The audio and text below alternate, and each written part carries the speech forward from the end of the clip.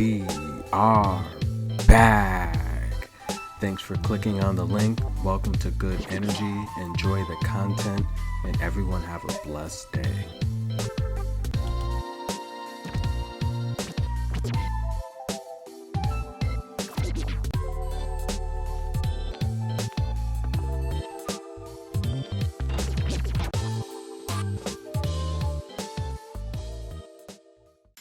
And we are back. Welcome to Good Energy, guys. Please smash the like button, destroy the subscribe button. And we are back at the St. Petersburg Ladies Trophy in St. Petersburg, Russia. WTA 500 level event, 32 player tournament.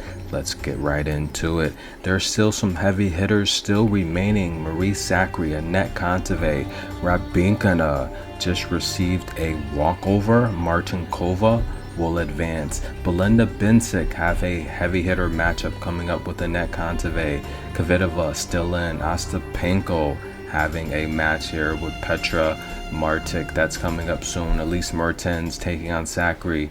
Patova, she is out of it. Georgie, unbelievable. We saw her eliminated. Alexandrova, Sakkari just put a beating on her. Rakimova, she's out. Petra Martic is out. Elise Cornet, ooh, tough match with Elise Mertens. She's out. Gracheva's out. Martinkova, yes, she will advance to the semifinals. That is going to be very interesting. And we have Zvonareva, she's out. Zhang is out. Begu, she has a tough match coming up here. We are going to see what she can do here against Ostapenko. That's going to be a very good matchup. Namier is out. Wang is out. Andrea Petrovic, I'm sorry, I did mispronounce her name earlier, but she has a matchup coming up here with Ostapenko. Rebecca Peterson, ooh, that was an upset. She was a huge favorite. She is gone. Sasnovich is going to be taking on a very, very game Jacqueline Christian. That's going to be good. Magdi Linette, we saw Sasnovich beat her in 3 sets, which was a great match. And Bernarda Pera, we saw her beat by Jacqueline Christian. That was a very, very good win for Christian. Kudermetova, we saw Belinda Bencic go toe-to-toe, 3 sets with Kudermetova. But Kudermetova, just, you know, the multi-hand talented athlete, just ran out of gas. Juvan, we saw Bencic, just too much for Juvan. Juvan was just going 3-setters with everyone. She should have lost against Alison Van Epwick, but nonetheless, Juvan eliminated by Belinda Bencic. And what about Marketa Vondrousova? Very, very great summer last year. She just could not hold on here, and she is out. And Sershu, she is out, and Jill Teichmann out as well. But let's get right into it. We have some great tennis that's going to be going on here, and I will be doing a preview and prediction later on in the video. But once again, smash the like button, smash the subscribe button, and let's get right into it, guys. And for a chance to make the quarterfinals, we have Jelena Ostapenko taking on Andrea Petrovic. And these two ladies are familiar with each other. They have played several times before. But before we get into the head-to-head, let's just remind you folks how much of a heavy hitter Jelena Ostapenko is. She's 5'10", 24 years old, from Latvia, and she's the ranked 25th player in the world. She's only 2-2 on the year. Career high, ranked number 5 in March of 2018. She has 4 single titles under her belt, one of those being a Grand Slam win at the Roland Garros. And Jelena Ostapenko has also made Wimbledon semifinals in 2018. She's made the US Open round of 32 several times, 17, 18, and 19. She's made the round of 32 at the Australian Open, 17, 18, and 22 as well. And Ostapenko, in terms of this year, she's played 4 matches. She's got 13 aces. She's winning 74% of her service games and 31.4% of her return games won. Ostapenko is a very heavy hitter. She has a very powerful backhand and forehand. She does not want to go long rallies with you. She wants to win those points and get them over with. Andrea Petrovic. Now, this is, again, these ladies have played several times before. Petrovic is currently the world's ranked 65th player in the world. She has a career high ranking of 9th that came in 2011. She's also 2-2 on the year, and she has 7 single titles under her belt. And in terms of major, she's made the Australian Open quarterfinals in 2011. She's made the Roland Garros semifinals in 2014. She's made Wimbledon round of 32 several times, and she's made the quarterfinals at the US Open in 2011. Andrea she's averaging about 4 aces per game. She's only winning 54.8% of her service games, though. Her return games won is 28%. Now, if you watch the channel, I've told you many times before, Petrovic makes a lot of mistakes. She is the type of player where she just now, at the age of her career, at the age of 34, she can't close anyone out easily. She's very prone to making mistakes, double faults. She's very prone to getting a lot of short balls, a lot of long balls. And the reality here is if she cannot close you out, she leaves the door open for a chance for any opponent, essentially in the top 50, to just steal the win and just beat her outright. But nonetheless, she is playing Ostapenko. These two ladies have a history together. They've played a total of 3 times, and Petrovic, she owns the head-to-head. And the reality here is this is going to be very interesting. No, I take that back. Actually, the head-to-head is 2-all. Last year in Moscow, Petrovic did get a retire win off of Ostapenko, which tied the head-to-head. But before that, they essentially played several years ago. They played in 2019 at the Fed Cup playoffs, where Petrovic beat Ostapenko in straight sets. And before that, at the 18 US Open, Ostapenko won a 3-setter. And in 16 at Doha, Ostapenko won a straight set victory where Petrovic had to retire as well. So, I mean, the sample size between these two players, essentially, it's very small. It's not recent. Moscow was a retired match where Ostapenko cannot continue. But nonetheless, if you look at how well the two are playing so far this year, Petrovic's making a lot of mistakes, which I've always said she does. Ostapenko essentially is being consistent. We saw her very overweight at the Australian Open. She's looking more fit. As I said, give her a couple months and she'll be back in form and using her power and very deadly on tour. If you want to bang with her, if you want to go forehand to forehand with her, you're going to be in trouble. And Petrovic is the type of player where she plays down to her competition. Now she's going to be playing someone that's younger and stronger, and it looks like she's in fit shape. Not really a match here that, to be honest with you, both ladies make a lot of mistakes. Both ladies are not good at long rallies. This is probably a match that's going to go over. I expect a lot of mistakes. Nonetheless, though, I think if Ostapenko is consistent, this is a match he can easily win. But nonetheless, I would take this match to go over. Next up, with a chance to make it to the quarterfinals, we have Jacqueline Christian taking on Alexandra Sasnovich. Sasnovich essentially would be the hometown lady here, getting a lot of cheers now. She will be playing on the main court, and I expect the cheers to be a lot louder, and she will have essentially the home court advantage. Christian, though, she is a fighter. She is a gamer, the world's ranked 58 opponent. Yes, she has a higher ranking than Sasnovich. You would think she would probably be the favorite, since both ladies essentially have not won a singles title on their career yet. But Christian, she's 5'11". She's a tall woman. She's 23, but she's very athletic. She's only 2-3 on the year. But she essentially had a very good 2021, which has her at this high ranking. She hasn't done much at the major. She's only made the round of 64 this year at the Australian Open. She is an upcomer, but she had a really good year last year. She's played 5 matches so far this year. She only has 13 aces, so she's only averaging about 2 aces a game. Her service game percentage is not great. It's only 64.4%, and her return service game is only 25%.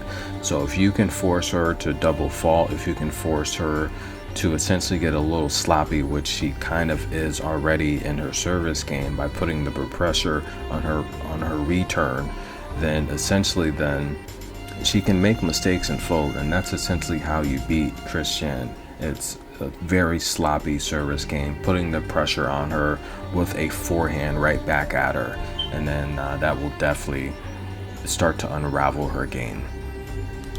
Now she's going to be taking on Sasnovich, who basically is going to be the hometown favorite. Alexandria Sasnovich, she's a 2-1 favorite, which I think that's a little too high, and this is not a line that I like. Now, I've been very high on Sasnovich all year. She's having a good year. I mean, she's 7-2 on the year. That's very respectable. But I've gone over her stats already. If you watch the channel, you are familiar with her. But essentially this year, she's only averaging 2 aces per match. Only 13 aces.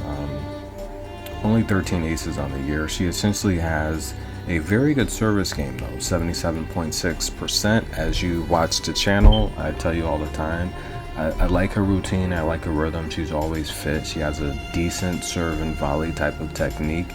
I'm an old school type of tennis player, and you know, when I see players that stick to their routine, they essentially, when the going gets tough, they have something to fall back on. Her return game is a lot higher than Jacqueline Christian's at 35.8%. But this is a match where I don't think Sasnovich should be a 2.3 to 1 favorite here. I think that's a little too high. I think she's very overpriced. This is a match that I think Christian can possibly upset Sasnovich. The thing that I like about Christian is she doesn't get too down on herself. She fights. She's always pumping herself up. She's always motivating herself. When she's doing well or losing, she's not hard on herself. And a lot of these stars, even these superstars in the top 10, when they start losing, they get really down on themselves and they wear it on their face. Christian is a fighter. She's a gamer. She's very confident and she's very enthusiastic on the court.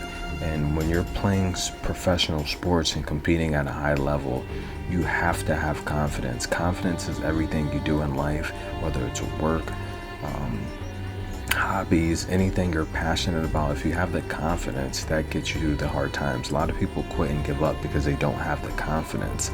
And Jacqueline, I see the confidence. She wears it on her sleeve, and that can be tough. I've seen her battle back. One of the most recent matches that I revisited with Jacqueline was the match with Kara Juvan. Juvan's doing pretty good. She's a nice up-and-comer, and I think in a couple years she'll be a major threat to the tour.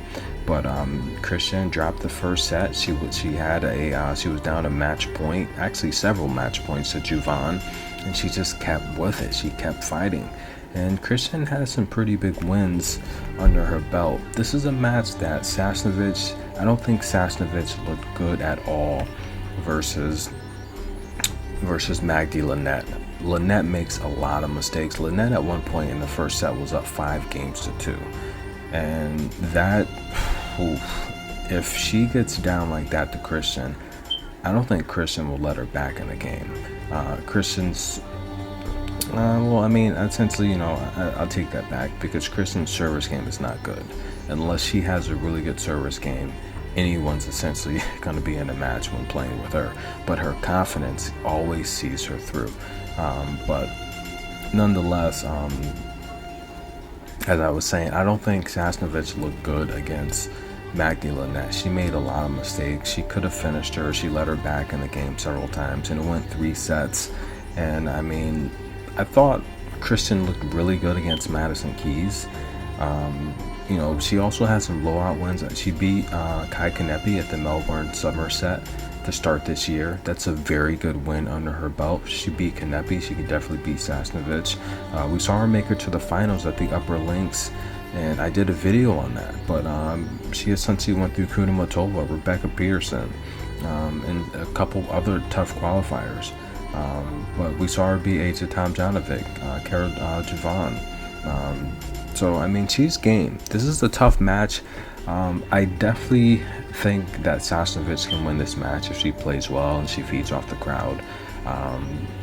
But I do think the best bet is to take Sasnovich to win the first set. I think Sasnovich can win the first set, but this is a match that could potentially go 3 sets. Christian warms up late. She starts to get her service routine down late first set, second set, and Christian's a deep player. She's a type that can go 3 sets, but we will pick Sasnovich to win the first set. Now, there is one other match that needs to be played in the round of 16. I'm not really going to dive into it too much. You have Kvitova, the legend, future Hall of Famer, playing Begu. This is a match where I think Kvitova is overpriced, but nonetheless, it's a match Kvitova should win. However, I think she is very overpriced. Begu has been playing pretty good, but I think Kvitova should win. Nonetheless, let's get right into the already set quarterfinals. We have Elise Mertens. She will be taking on whom I call the Greek goddess, Marie Sakkari. Now, Elise Mertens, she's someone that I'm very familiar with in terms of her game. She's 5'10", 26 years old, from Belgium. As I always say, she's a hottie. I would probably shoot my shot if I wasn't taken. And hey, if I have a bad day on the tennis court, she might be able to take me. But nonetheless, Elise Mertens, 5'10", 26 years old. She's also ranked 26 on tour, 4-2 on the year. She has a career high ranking of number 12, 6 single titles under her belt, over 355 wins for her career, 360 to be exact. And she's kind of has a reputation of a Elena Svitolina, where, just chokes in the majors. But, she's made it to the Australian Open semifinals once. That was in 18. Made it to the round of 16 and 18 in Roland Garros, which essentially was her best year. Round of 16 in 2019 at Wimbledon. She made the quarterfinals twice in 19 and also in 20. We saw her just get demolished by Victoria Azarenka at the U.S. Open in a shutout, and she said she wasn't injured. She just said Azarenka was too good. And that match, I don't know, it didn't look right to me. But nonetheless, Elise Mertens, she's averaging 5 aces per game. So her serve is definitely getting better. 72.6 service game won, 40% return games won. She's putting up some pretty good numbers. Now, I was a little disappointed about the loss at the Australian Open to Danielle Collins. I felt she got intimidated, and she lost on a double fault. Excuse me. That's a horrible way to lose on a double fault. She cannot make those types of mistakes with Marie Sakkari, who is just completely stronger than her. Marie Sakkari, who I call the Greek goddess, she's a tough player.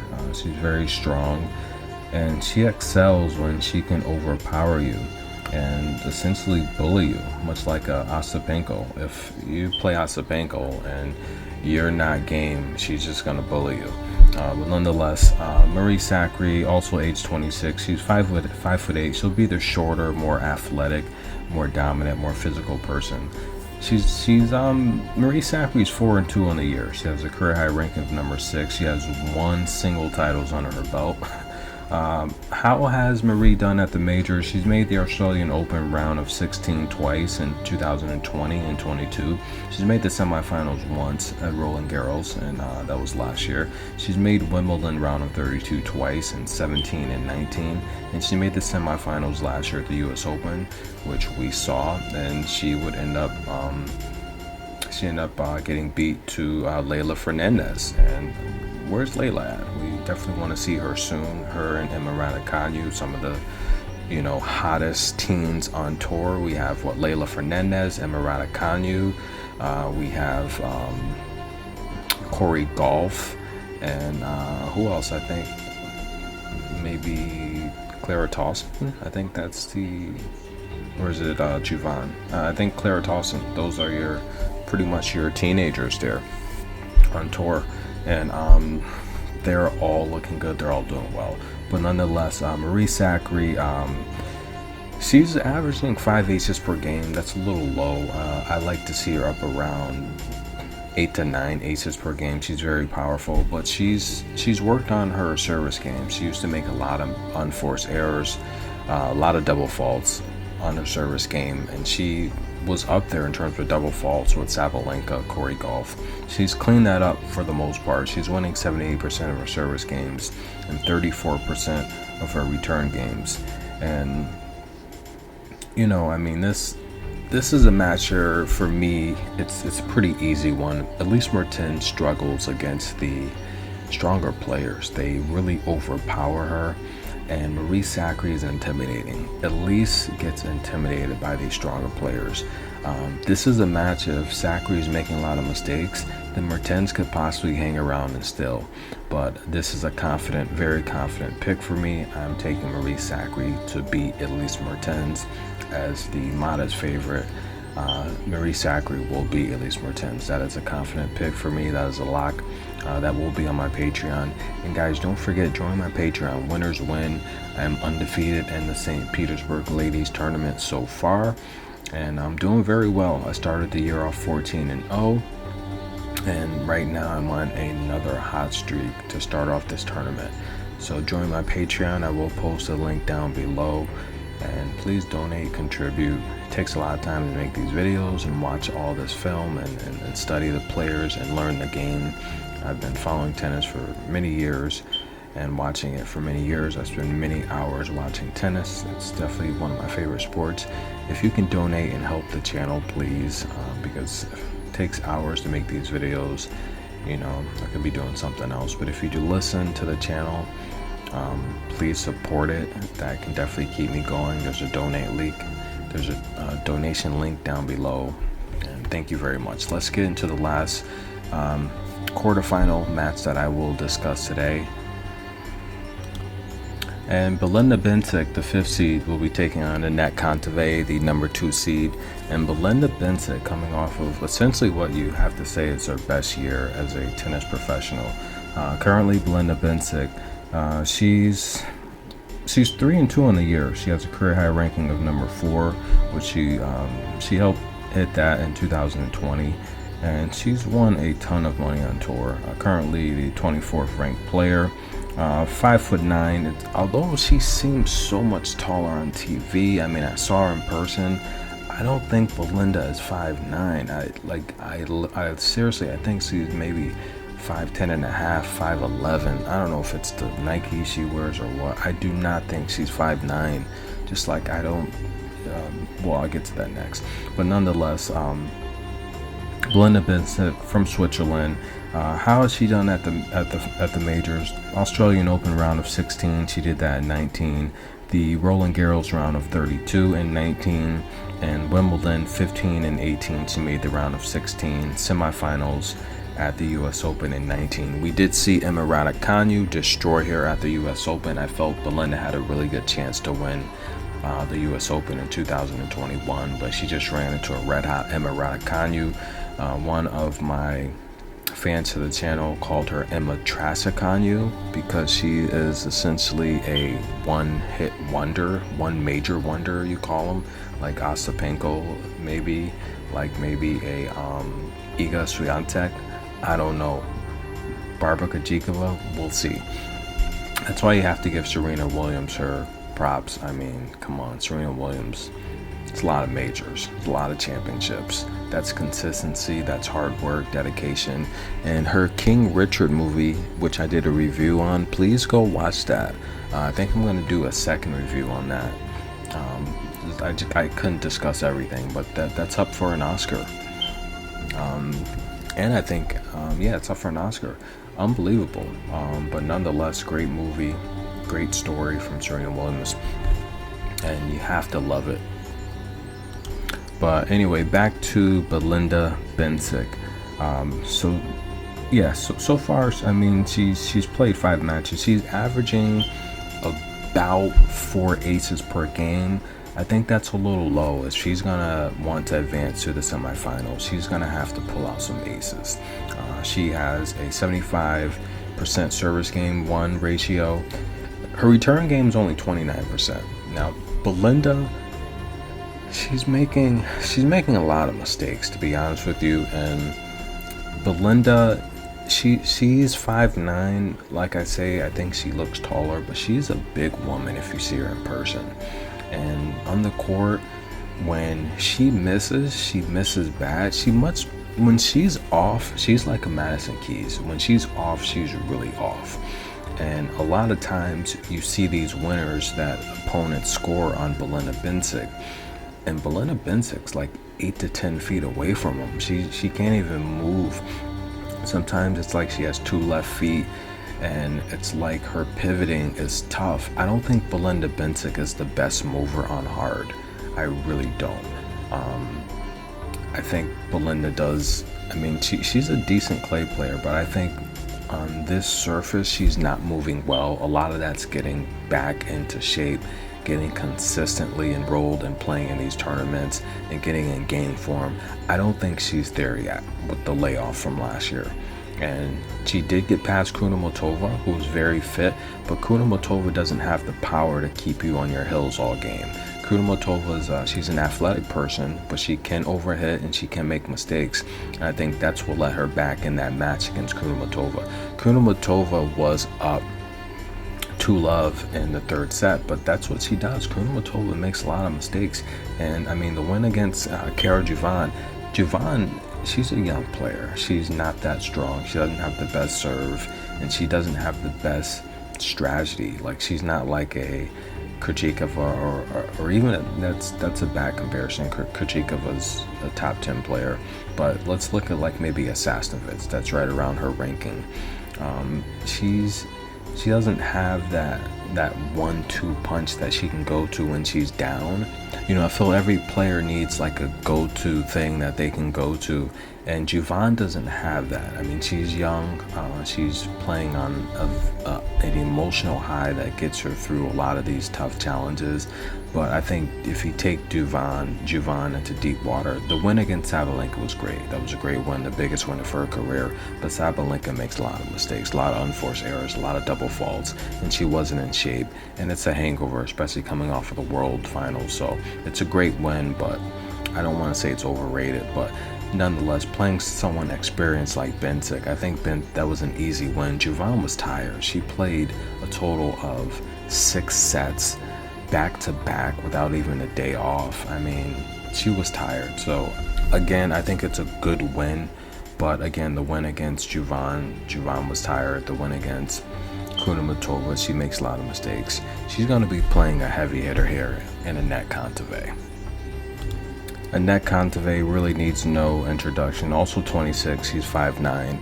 Anett Kontaveit, again, like Belinda Bencic, I think she's taller than 5'9". She just looks taller than 5'9". She looks like she's closer to 5'11". But nonetheless, she's 4-2 in the year. Early exit from the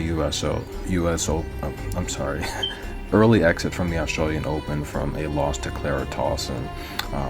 Her career high rankings number 7. She's got 5 singles titles, and we saw that a couple of them come from a great year last year, which propelled her into the WTA finals.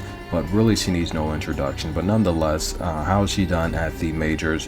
She made the Australian Open quarterfinals in 2020. She made the Roland Garros in 2018. She made the round of 16. She made the round of 32 3 times at Wimbledon, 17, 18, and 19. And she made the US Open round of 16 twice in 15 and 20. I do think it's not much longer before Anett Kontaveit gets a slam. And she, in my opinion, she's 26. By the time she's 30, she's going to have multiple slams under her belt. Take that to the bank. She's only getting better. She's coachable now. She was earlier in her career, she was a big diva, but she's listening. She understands that the ears can process data twice as fast as the mouth. The mouth can speak, the fastest people can speak 250 words per minute. The ears can easily process 500 words per minute. The creator gave us 2 ears for a reason. She's becoming coachable. But Belinda Bencic, does she have the power to make Anett Kontaveit lean back? I played the clip at the Australian Open when Clara Tauson came with the heat-seeking missiles, the bombs on the first serve, and look at Anett Kontaveit. Fat Joe made her lean back. Unbelievable. But does Bencic have that type of power? She doesn't look like she has it now. Belinda Bencic has the type of power that she can hit a very strong forehand cross-court winner or down the line. But the serve pressure is not going to be on Anett Kontaveit. I feel Anett Kontaveit is going to be able to control the pace initially. And if you watch Anett Kontaveit's game, she does well when she's controlling the pace. And right off the bat, Belinda Bencic's not serving that great, so that pressure is not going to be on Anett Kontaveit to start these rallies. And Anett Kontaveit's serve is not that great either, but nonetheless, she controls the tempo. 41% return service game. That's the highest among the quarterfinalists here. 78% service game won. Anett Kontaveit wins 80% of her first sets. So if she gets off to a good start, it's very tough to stop Anett Kontaveit. Anett Kontaveit, in my opinion, she's going to control the tempo here. She's a modest favorite. I feel she's a great price right where she needs to be. And this is a confident pick for me as well, like the Sakkari pick. I have Anett Kontaveit beating Belinda Bencic. Anett Kontaveit has too many tools. He has a very strong backhand. Anett Kontaveit's backhand is one of the best in the business, bar none. Some other great professionals with strong backhands, Angelique Kerber, Simona Halep, those women have really great backhands. And Anett Kontaveit, in my opinion, she's got one of the strongest backhands. I mean, of course, the heavy hitters like Sabalenka and Sakkari, their backhands are really good, but Victoria Azarenka, a good backhand. But right now, in my opinion, I think Anett Kontaveit if she's not number 1, she's definitely close to 2 or 3. Anett Kontaveit's backhand is her bread and butter. And I don't see Belinda Bencic being able to keep up with her movement with this backhand coming cross court, with this backhand coming down the line, just back at her. Anett Kontaveit is really good at using angles. She's really good at coming towards the net and hitting her backhand. A lot of the taller players, when they're running towards the net, it can be a disaster if their volley game's not good. But Anett Kontaveit can rotate from the volley game to her backhand anywhere on the court. I feel Anett Kontaveit is coming back into form. And this is a match I'm very confident Anett Kontaveit is going to win. Her backhand's going to be too strong, and I don't think Belinda Bencic at this point early in the season has the tools to bring Anett Kontaveit into deep water. I see Anett Kontaveit doing what she normally does. She'll beat you on a break 6-4, 6-4 and wrap it up in straight sets. But once Anett Kontaveit gets that break, she normally doesn't give it back, and she normally doesn't make mistakes. She establishes court control. She's like, if this was like the NBA or NFL, like a quarterback or a point guard, Anett Kontaveit is a floor general. She establishes court control, and she is a bully with court control, and she doesn't give it away. She's becoming really coachable and very strong, and I'm very fond of her game. And I'm very excited to see what she can do this season. I really want to see Anett Kontaveit get a major. I really want to see Anett Kontaveit get a major. And I mean, I don't think it's going to happen at the Roland Garros. I mean, I think you have some of the other really good clay players like Barbara Krejcikova, Iga Swiatek, a lot of those top 10 players that can go deep at Roland Garros. I mean, Kontaveit did make the round of 16 in 2018, so I'm not going to rule out Roland Garros, but I think Wimbledon this might be the year for Anett Kontaveit at Wimbledon to get her first major, and we'll see. I mean, last year she heated up third quarter, late second quarter, and she really came on and started running off those championships. So possibly the U.S. Open, but the U.S. Open, we find that a lot of these a lot of these top players just don't do well at the U.S. Open. The U.S. Open, you get a lot of people heating up at the right time. There's a lot of injuries on tour. A lot of the top names are just injured and hampered, and you get these newcomers that are in shape and feeling good, and they just run off these surprises like Emma Raducanu did last year. Like Naomi Osaka did. Now, Naomi had a good juniors career. We knew who she was, but she essentially came out of the blue. The Sloane Stephens, the Aka Andreescu's. You look at the previous winners, and it's a lot of people that just came out of left field. Sloane Stephens, I mean, she was ranked coming off of that injury. She was ranked like 1,000 in the world. So, but nonetheless, I think Anett Kontaveit is going to be too strong here. And not even just her backhand, her forehand is very strong. And she's just a smart, consistent player. She's like a Chris Paul if this was the NBA, or like a good point guard, so. But yeah, the forehand, the backhand, too strong. Just the court control, the court vision. I think it's going to be too much for Belinda at this point early in the season. I think maybe in a month or so, maybe if we hit Miami, we got a big tournament coming up. I think this is a match that could, if they play in the near future, this could potentially go 3 sets. But I think right now, as we are, I think this is a match that I just see Kontaveit being too much for Belinda Bencic. Now, Belinda Bencic did have that great year last year, and I felt Belinda Bencic was playing so amazing. I personally thought Bencic, she was between Bencic and Kontaveit. Those are 2 of my picks to win the U.S. Open, and I'm Belinda Bencic. I was at that match against Emma Raducanu, and Emma she was just on fire. Belinda Bencic had no answer for Emma Raducanu, and I think it's going to be the same today. And Anett Kontaveit owns a head-to-head 2-love. The last time they played was at Ostrava last year, 6-4, 6-3. Before that, the Australian Open, 6-love, 6-1. Kontaveit's just got her number. This is a lock for me. Book it, stamp it, take it to the bank. It's a lock. Yes, upsets do happen in tennis, but if there's an upset, that could possibly be Sasnovich, Christian. I don't think it's going to be this match. Anett Kontaveit is a lock. Take that to the bank. This has been Good Energy, guys. I will do a follow-up video for the quarterfinals into the semifinals as we wrap up the St. Petersburg trophy. Thank you guys for listening thus far. Please hit the like button. Please hit the subscribe button. It takes a lot of time to make these videos. Watch video, watch film, and study the players. All you can do is like. Please like, smash the comments, smash the subscribe button. Good Energy. Have a blessed day.